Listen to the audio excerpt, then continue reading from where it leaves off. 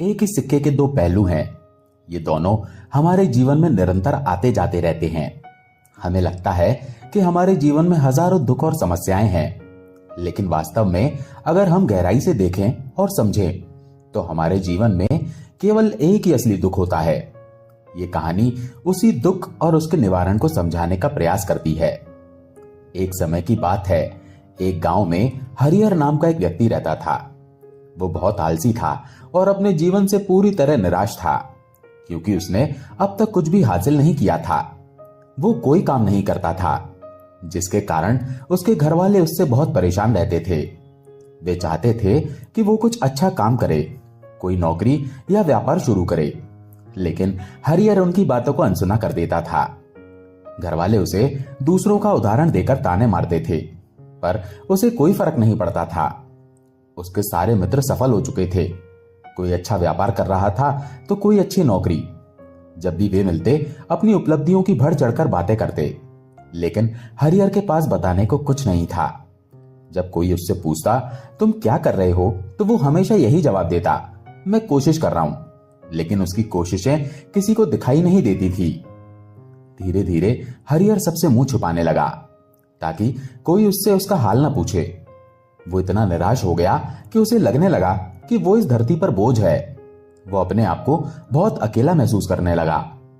एक दिन वो सोचने लगा, मेरे पास कुछ नहीं है, मैं क्या कर सकता हूं। वो अकेले बैठकर रोता और भगवान को दोष देता।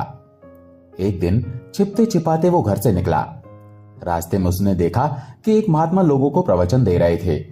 वे दुख के बारे में बात कर रहे थे।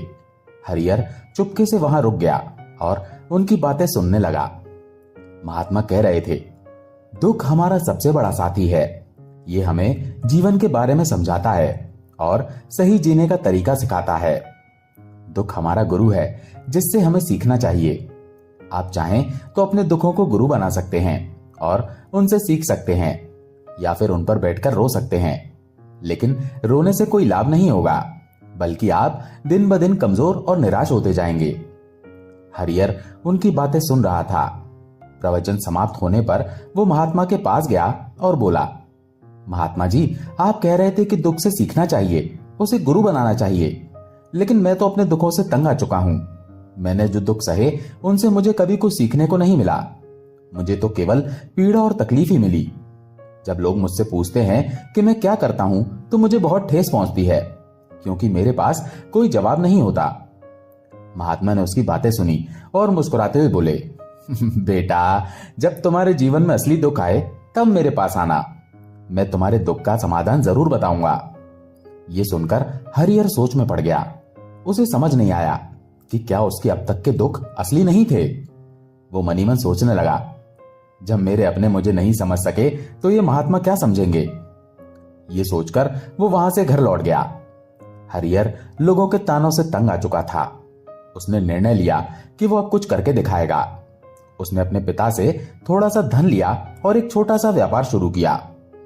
उसके पिता खुश थे कि उनका बेटा कुछ करने की कोशिश तो कर रहा है। हरिहर ने बहुत मेहनत की, लेकिन उसे शुरू में सफलता नहीं मिली। वो हताश होने लगा।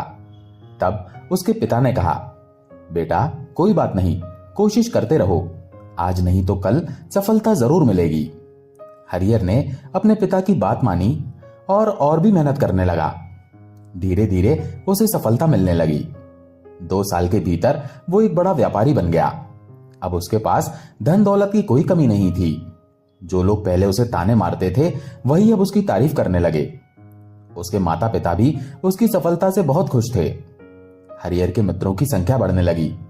कुछ मित्रों ने उसे सलाह दी कि वो अपने व्यापार को और बड़ा करे। वे कहते, जब तुम इस नगर के सबसे बड़े व्यापारी होकर इतने खुश हो, तो सोचो, अगर तुम पूरे राज्य के सबसे बड़े व्यापारी बन जाओ तो लोग तुमसे मिलने को तरसेंगे। यहां तक कि राजा भी तुमसे मिलना चाहेगा और जरूरत पड़ने पर तुमसे धन उधार लेने आएगा। हरिहर को यह बात पसंद आई। उसने सोचा कि उसे अपना व्यापार और बड़ा करना चाहिए, ताकि हर कोई उसे पहचाने। वो और मेहनत करने लगा, लेकिन इस बार उसमें धैर्य नहीं था। उसने जल्दी सफलता पाने के लिए कुछ गलत कदम उठाए। उसने बहुत सारा कर्ज ले लिया, जिससे उस पर बोझ बढ़ गया। इतना ही नहीं, अधिक मुनाफे के लालच में उसने अपने माल की गुणवत्ता खराब कर दी। उसने छोटे व्यापारियों के खिलाफ षड्यंत्र भी रचे। इन सबके कारण उसके मन का सुकून छिन गया। उसे रातों को नींद नहीं आती थी। उसका ध्यान केवल इस बात पर रहता कि उसका व्यापार पूरे राज्य में फैल जाए और वो सबसे बड़ा व्यापारी बन जाए। उसके पास सारी सुख सुविधाएं थीं, लेकिन वो उनका आनंद नहीं ले पा रहा था। एक दिन वो रास्ते से गुजर रहा था, तभी उसे उन महात्मा का आश्रम दिखा। वो उनके पास गया और बोला, महात्मा जी, आपने कहा था कि जब असली दुख आए तब आपके पास आऊं। आज मैं बहुत दुखी हूं। मेरे पास सब कुछ है, फिर भी मैं रातों को सो नहीं पाता। मैं उनका आनंद नहीं ले पाता। महात्मा ने उसकी बात सुनी और बोले, बेटा, जब तुम पहली बार आए थे तब भी तुम दुखी थे। उस समय तुमने अपने दुख से क्या सीखा? हरिहर ने जवाब दिया, मैंने सीखा कि केवल सोचने से कुछ नहीं होता, हमें कर्म करना पड़ता है और कर्म को उसके अंजाम तक पहुंचाना पड़ता है। चाहे रास्ता कितना भी कठिन हो, चाहे कितनी भी बाधाएं आए, हौसला बनाए रखना चाहिए। लोग केवल सफलता को महत्व देते हैं, कर्मों को नहीं। महात्मा ने फिर कहा, बेटा, जब तुम्हारे जीवन में असली दुख आए तब मेरे पास आना। मैं तुम्हारी समस्या का समाधान जरूर करूंगा। यह सुनकर हरिहर आश्चर्यचकित रह गया। उसे समझ नहीं आया कि आखिर असली दुख क्या है। तभी महात्मा एक बड़ा सा घड़ा लाए जिसमें सोने के सिक्के थे। उन्होंने हरिहर से कहा, इसे उस पेड़ के नीचे मिट्टी में दबा दो। ये सिक्के मेरे किसी काम के नहीं, जब जरूरत पड़ेगी मैं इन्हें निकाल लूंगा। हरिहर ने उनकी बात मानकर घड़ा मिट्टी में दबा दिया और घर लौट गया। समय बीतता गया, हरिहर का व्यापार बढ़ता गया, लेकिन माल की गुणवत्ता खराब होने के कारण उसे घाटा होने लगा। धीरे धीरे उसका व्यापार पूरी तरह चौपट हो गया। उसके पास कुछ नहीं बचा। उसे अपने मित्रों से लिया कर्ज चुकाना था, लेकिन वो सोचता था कि मित्र होने के नाते वे उसे समय देंगे, पर उसके मित्रों ने सबसे पहले कर्ज वापस मांगा। कुछ ने तो उसे जान से मारने की धमकी तक दी। हरिहर को एहसास हुआ कि कोई उसका अपना नहीं है। उसकी सारी संपत्ति नीलाम हो गई। वो सड़क पर आ गया। उसने अपने पिता से मदद मांगी, लेकिन उन्होंने कहा, बेटा, मेरे पास यही एक घर बचा है, अगर इसे भी दे दूं तो हम कहां रहेंगे, मुझे माफ कर दो। ये सुनकर हरिहर चुपचाप वहां से चला गया। वो सोचने लगा, मेरे पास अब कुछ नहीं बचा, सब लुट गया, अब मैं जीकर क्या करूंगा। वो एक ऊंची पहाड़ी पर चढ़ने वाला था, तभी उसे महात्मा की बात याद आई। वो दौड़ता हुआ उनके पास पहुंचा और अपनी सारी व्यथा सुनाई। महात्मा मुस्कुराए और बोले, बेटा, कहां है असली दुख?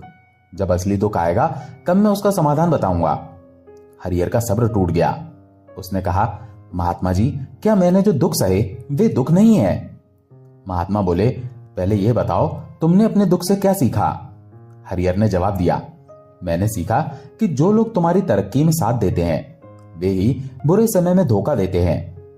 असली मित्र वही हैं जो तुम्हारी असफलता में तुम्हारा साथ दें। ऐसे लोग बहुत कम मिलते हैं, उनकी कद्र करनी चाहिए।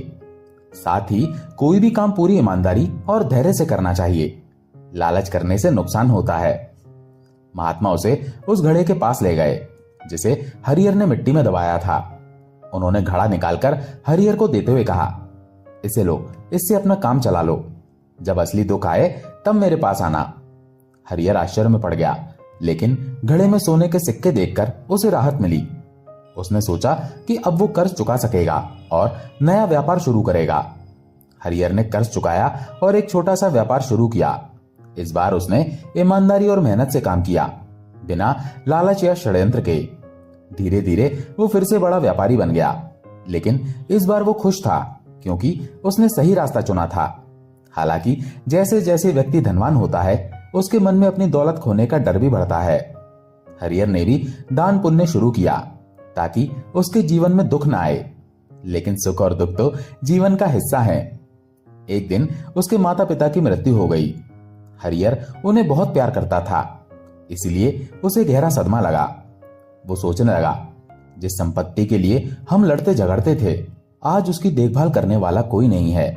मेरे माता पिता ने जो कुछ कमाया वो यहीं रह गया, अब सब खत्म हो गया। वो बहुत बेचैन और अकेला महसूस करने लगा। उसे महात्मा की याद आई। वो उनके पास पहुंचा और बोला, गुरुदेव, मेरे माता पिता की मृत्यु हो गई। मैं बहुत अकेला और दुखी हूं। महात्मा बोले, बेटा, इसमें दुखी होने की क्या बात है? ये तो जीवन का नियम है। कोई भी यहां हमेशा नहीं रहता। मृत्यु कब आएगी ये कोई नहीं जानता। हो सकता है तुम्हारी मृत्यु कल ही हो जाए। हरिहर ने कहा, मैं तो अभी जवान हूं, मुझे तो पूरी जिंदगी जीनी है। महात्मा ने जवाब दिया, मृत्यु उम्र देखकर नहीं आती। ये सुनकर हरिहर बेचैन हो गया। वो चुपचाप वहां से लौट आया, लेकिन उसके मन का खालीपन वही था। उसका मन व्यापार में भी नहीं लग रहा था। उसे बार बार यही सवाल सताने लगे कि वो क्या कर रहा है, क्यों कर रहा है, और जीवन का असली मतलब क्या है। उसने कई विद्वानों से जवाब मांगा, खोजबीन की, लेकिन उसे संतोषजनक उत्तर नहीं मिला। उसका दुख और बेचैनी बढ़ती गई। आखिरकार वो फिर से महात्मा के पास पहुंचा और अपनी सारी व्यथा सुनाई। महात्मा बोले, बेटा, आज पहली बार तुम्हारे जीवन में असली दुख आया है, जिसे वास्तव में दुख कह सकते हैं। ये दुख है कि हमें नहीं पता कि हम क्या कर रहे हैं, कहां जा रहे हैं और क्यों जा रहे हैं। हरिहर ने कहा, गुरुदेव, मेरे इस दुख का निवारण बताइए। महात्मा बोले, हमारे अंदर क्रोध, लालच, लोभ जैसी वासनाएं घर कर लेती हैं, जिसके कारण हमारा जीवन टुकड़ों में बढ़ जाता है। हमारी चेतना एक नहीं रहती, हमारी ऊर्जा बिखर जाती है। आज के दौर में हमारे पास इतना समय भी नहीं कि हम रुककर अपने आप को समझ सकें। लोग दुख दुख चिल्लाते रहते हैं, लेकिन जिसे हम दुख समझते हैं वो दुख नहीं बल्कि परिस्थितियां हैं। जैसे ही एक परिस्थिति से निकलते हैं, दूसरी में फंस जाते हैं। जब हम इनसे हार मान लेते हैं तो हमें केवल मृत्यु का रास्ता दिखता है, लेकिन ये समाधान नहीं है। अगर तुम अपनी समस्याओं का समाधान चाहते हो तो अपनी ऊर्जा को एकत्रित करो, ध्यान लगाओ और मृत्यु से पहले अपने आप को पहचानो।